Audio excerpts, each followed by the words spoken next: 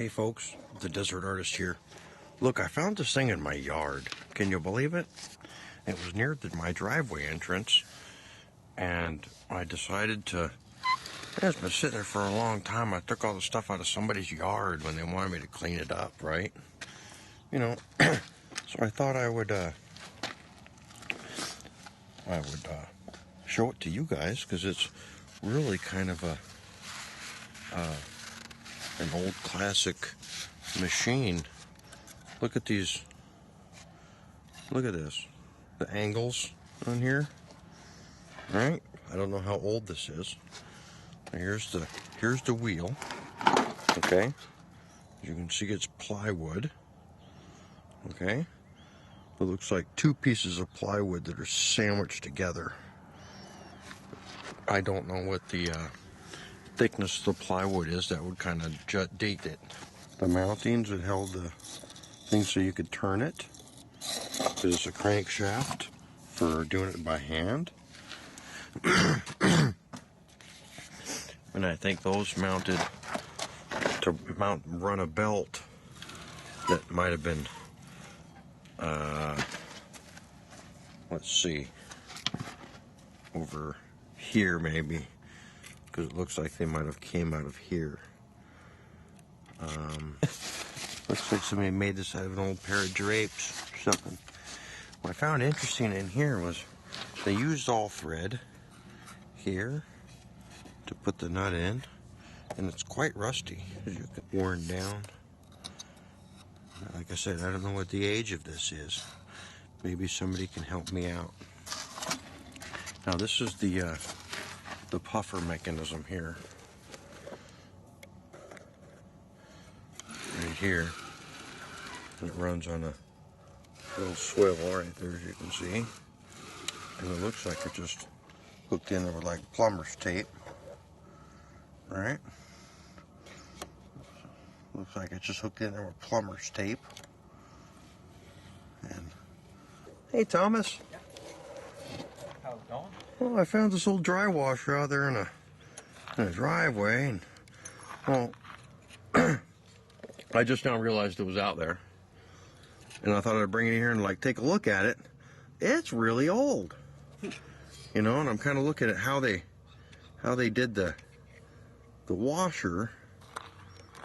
I'm kind of looking at see how they did the washer in here. It looks like just two old washers and a piece of wood in there, a block of wood. I guess they just pack it with some grease, right? And they got this little thing here. You know, it's just a... Needs a little old spacer. Yeah. No spacer. And this in here looks like they just slapped it full of grease and let it run till it leaked out. And over on the other side... Looks a little underbuilt and well used. yeah. And then... the other side is the nice hole, which is to keep the grease in, you know. It's homemade. And it is definitely homemade. I'm guessing maybe 50s. What do you think? You might be right. I mean, this is definitely old here. This might have been salvaged from something else. This is older than the 50s. Right? Don't you think? Possible. It has a name on it, B. Named by some guy named Bob.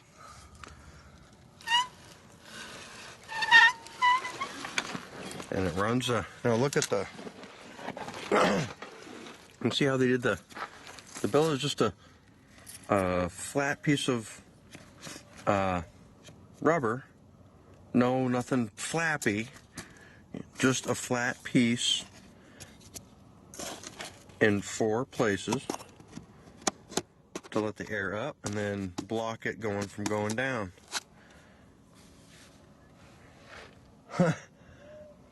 And there's so this is a 2-guy operation. I know there's one guy will be shoveling, and let me see, where did it go? that. I'm looking for the screens. That right there was a. There they are, right there. Those And these screens. big and Now, small. the funny thing I noticed about these screens is, look, there's no ledge on the wood here. You notice that? There's no ledge. It's just square. So when this is sitting like this, because that should ideally be sitting flat, right? So this is going to pretty much judge the angle your fangle on your dangle. Even with the dry washer, you know what? Even with the dry washer, it is still a 1 to 2 inch drop on, that's right. It's still a 1 to 2 inch drop on the gravel. Same with the water. And the ledges here are really high. You notice this? They're really high, so when this is going up and being puffed with air,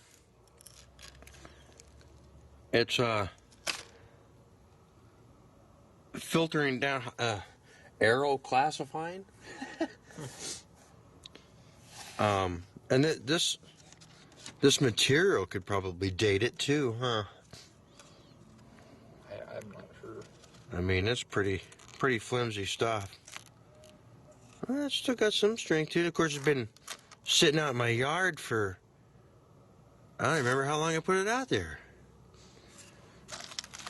But just I put together flathead screws and little notches and stuff, so somebody knew what they were doing, or tried to know what they were doing. I don't know. Then there's the replacement one.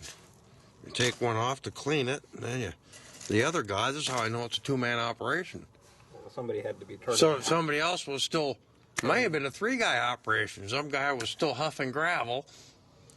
And one guy was turning the wheel. Right. One guy might have been. Right, and here's the hopper bag right here. They could have always took a break to clean it. So this is the hopper bag, right?